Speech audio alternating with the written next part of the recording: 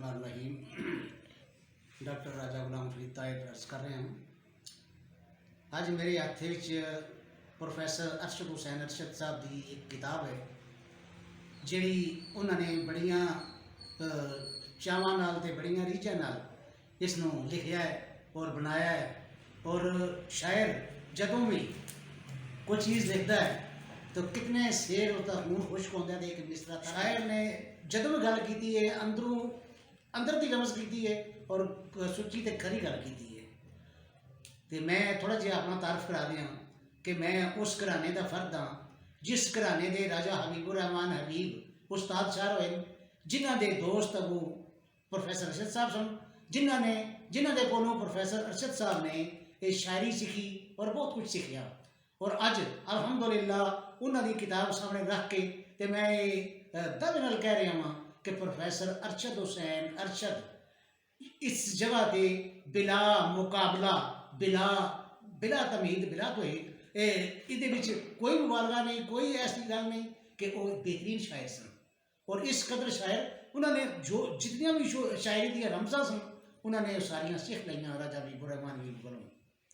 तो एक पाए दे शायर बन के तो उन्होंने एक किताब लिखी जिहड़ी किताब हर खासो आम दे विच मकबूल है और हर बंदा इस किताब को चाहता है। क्योंकि शायरी साढ़े घर का और ना पिछोड़ना है। मेरे परदादा बहुत बड़े शायर और खत्तात राजा अजीमुल्ला खान बहुत बड़े शायर भी हुए और महकमा माल दे विच और नायब तहसीलदार हुए अंग्रेज़ के जमाने के विच। उस वक्त वो खत्तात सन, उन्होंने कोल इस कदर प्यारा लिखते सन, इस कदर फन सी कि बंदा कहता सी कि एक किताबत लिखी है, एक किताबत जी छापे खाने का लिखे है। इस कदर प्यारी किताबत करते सन और खुद भी स्याही बनानी है, खुद अपने हाथ नाल कलम बनानी है।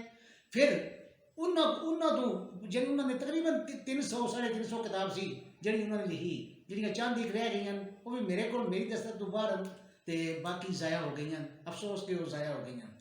उन्होंने तो बाद राजा फजलुर रहमान अजीमी जिहड़े सब तो बड़े भाई उन्होंने फारसी का ते उर्दू का ते पंजाबी का उन्होंने बहुत कलाम और बहुत बड़े शायर इस्लामाबाद और रावलपिंडी के विच बेशुमार शोरा के उस्ताद हैं।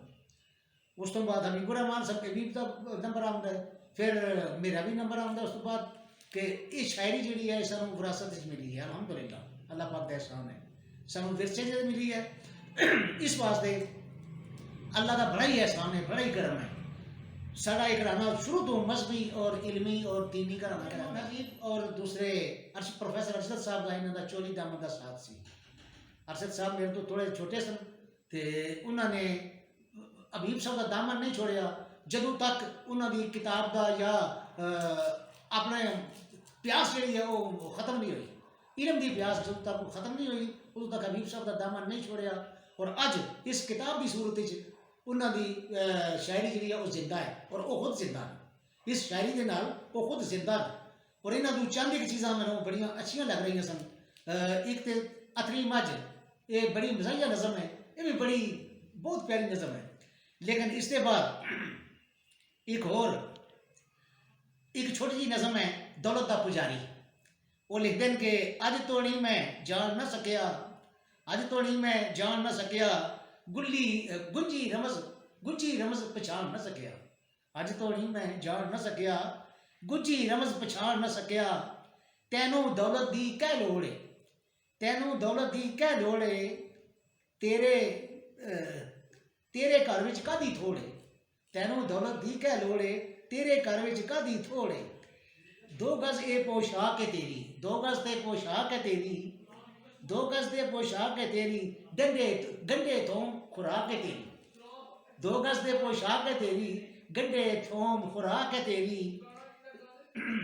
रोना चाहें रो नहीं सकता, सोना चाहें सो नहीं सकता, हंसना चाहें हंस नहीं सकता, नसना चाहें नस नहीं सकता। हंसना चाहें हंस नहीं सकता, नसना चाहें नस नहीं सकता। इस तो वध अजाब है केड़ा, इस तो वध अजाब है केड़ा, खाना होर खराब है केड़ा। इस तो वध अजाब है केड़ा, खाना होर खराब है केड़ा। जे आजी तेनू पत्थर मारन, जे आजी तेनू पत्थर मारन, अरशद होर स्वाब है केड़ा, अरशद होर स्वाब है केड़ा। यानी इस तरह दी बेशुमार नज़मां बेशुमार गज़लां दी एक किताब भरी हुई है और अपने प्यारे अंदाज दे नाल बड़े मिठे अंदाज दे नाल प्रोफैसर अरशद हुसैन अरशद ने ये चीज़ां लिखियां ने और बड़े दर्द नाल बड़े प्यार नाल बड़ी मुहब्बत नाल और उन्हां दे इल्म दे विच इजाफा हुंदा गया उन्हां ते निखार आउंदा गया। और भाई हबीबुर रहमान हबीब साहब ने एक दिन पहले दिन गल की सी कि अरशद साहब जदों तक तुहाडे ते निखार ना आया इल्म दा उदों तक मैं तुहाडी जान नहीं छोड़नी। और प्रोफैसर उन्हां दी मेरे समझ दी गल्लां और प्रोफैसर अरशद साहब फरमांदे ने ते तुहाडी जान छोड़ कौन रहा है तुसीं ये दसो ऐसी जगह ते बैठे हैं इसे कमरे दे विच बैठे हैं वो कहते तुहाडी जान छोड़ कौन रहा है ते मैं ते तुहाडी जान छड्ड नहीं ना सकदा कदे भी ना छड्ड सकदा तुहाडे जे उस्ताद जां तुहाडे जे बंदे मिल जाण मैनूं ते मैं किस तरह कौन बंदा छोड़ सकता है। इस वास्ते तुहाडा मेरा चोली दामन दा साथ है जे अगर दरिया पिछले टाइम अक्सर वो दरिया चले जाते सन या नहर की तरफ निकल जाते सन जमीनों की तरफ निकल जाते सन और घंटों घंटों बह के तालीम दी गल्लां करते रहते सन इल्मी गल्लां और इलम के गुंझल जड़े वो खोलते रहते सन। तो अज अलहमदुलिल्लाह इस किताब की वजह नाल प्रोफैसर अरशद हुसैन अरशद का नाम मौजूद है और उन्होंने छोटे भाई खालिद हुसैन अल्लाह ताला इन्होंने सेहत और तंदुरुस्ती अता फरमाए ये भी इलम के माहिर तालीम तालीम के सेवन नाल बच्चों को रास्ता कर रहे हैं ये स्कूल पढ़ा रहे हैं तो अलहमदुलिल्लाह ये भी तालीम याफ्ता इन्होंने भी है लेकिन शायरी वाली बो इन्होंने नहीं आई शायरी वाली बो सिर्फ साढ़े जो अरशद साहब को ट्रांसफर हुई है और इन्होंने नहीं आई तो इन्होंने कोशिश करना मैं ताकि इन्हें जो है ताकि ये भी कोई बोलन एन मुमकिन है ये बोलन तो इन्होंने जो शेर नो सर तो बड़े हो जान और क्योंकि चूंकि अज तक बोले ही नहीं ना ये अगर बोलेंगे तो पता चलेगा ना कि इन्होंने अंदर की रखे है और उम्मीद है कि अगर ये बोलन ये शेर पढ़न तो ये भी शेर पढ़ सकते हैं क्योंकि अरशद साहब के भाई इस वास्ते करके ये पढ़ सकते हैं। तो मैं यही हूँ दुआ कराँगा कि अल्लाह पाक अरशद साहब को प्यारा साथ रहा है बहुत अच्छा साथ रहा है तो वो सारे तो दूर हो गए वो अगली दुनिया चले गए अल्लाह पाक ने उन्होंने अपने को बुला लिया। बहरहाल इस किताब की सूरत वो जिंदा और जिंदा रमणगे इंशाअल्लाह वमा अलैना इल्लल बलाग।